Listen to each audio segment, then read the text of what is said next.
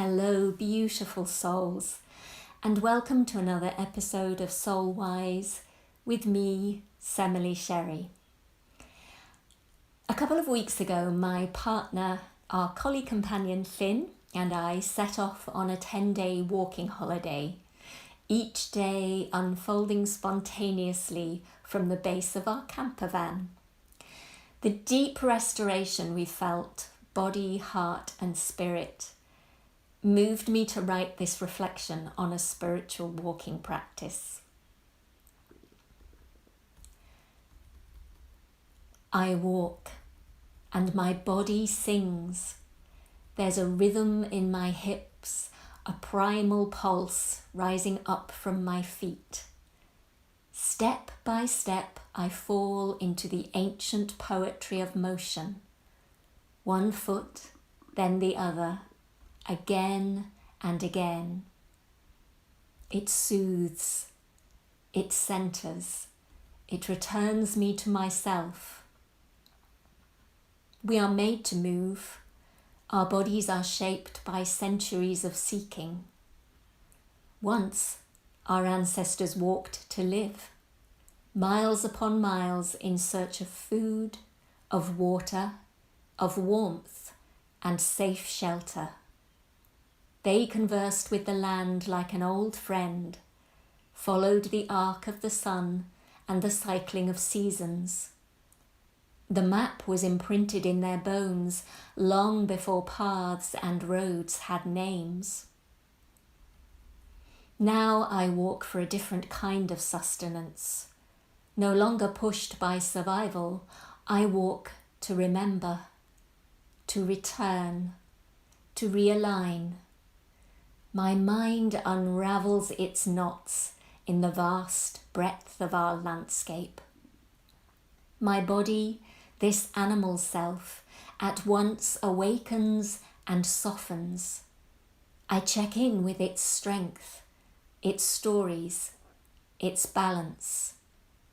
Sinew and spirit hum in unison. The earth welcomes me as one of her own. There is something sacred in the act. The early church honoured walking as worship and called it pilgrimage. The Oxford Dictionary defines it simply as a journey to a holy place for religious reasons, a journey to a place that is connected with somebody or something that you admire or respect. For me, the land is holy. Every walk is a prayer, each footfall a blessing pressed into soil, rock, and sand. My soul and my soul touch the ground in gratitude. Sometimes I seek out the old places, secluded stone circles, ancient churches echoing with forgotten hymns, mounds and tombs alive with ancestral memory, springs sparkling with the free-flowing elixir of life. They pull me by unseen threads, these sacred sites. But often the divine finds me unexpectedly. 1,000-year-old oak calls me to rest my brow upon its bark, its deep fissures holding stories of life endured and surrendered. I've held my breath as a hare hopped into view, stopped for a moment to set its direction. I've gasped as an owl, pale and silent, swept low through the ghostly dusk. The sky too speaks. Cloud spirits form and dissolve, both fierce and tender. And sometimes it's a stranger on the path whose words touch a forgotten place in me. Each landscape brings its own medicine. When I'm tangled in thought, when complexity overwhelms, I climb. The hills call me up to a higher view. Raven and kite circle above, crying reminders to see through their eyes. Confusion clears like mist burning off under sun. Clarity is unveiled. When sorrow clings or something within cries out for release, I seek out the sea. There by the amniotic waters, I am home, a droplet in the infinite, a child of the tides, a part of all that is. For hope and healing, nothing soothes my spirit like a soft, still night.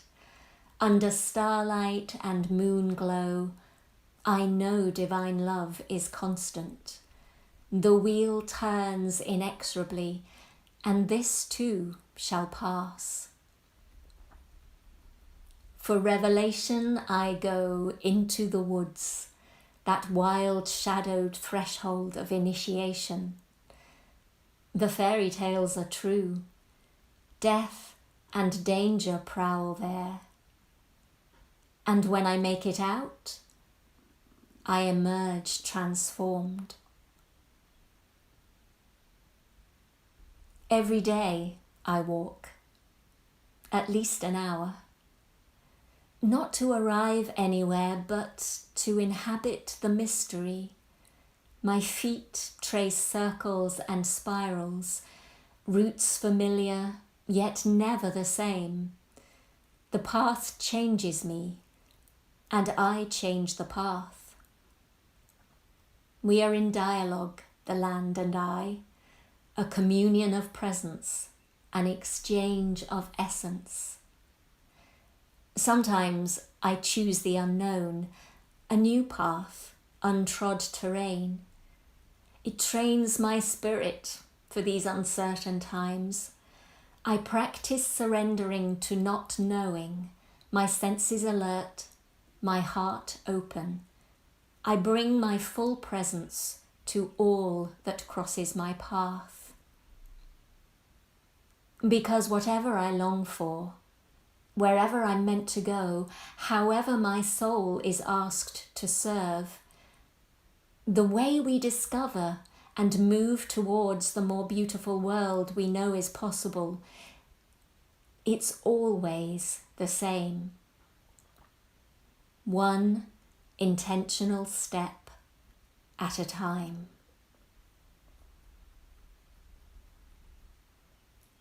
And I'd like to share a couple of resources to get you started on your own spiritual walking practice and help you discover what calls to your soul.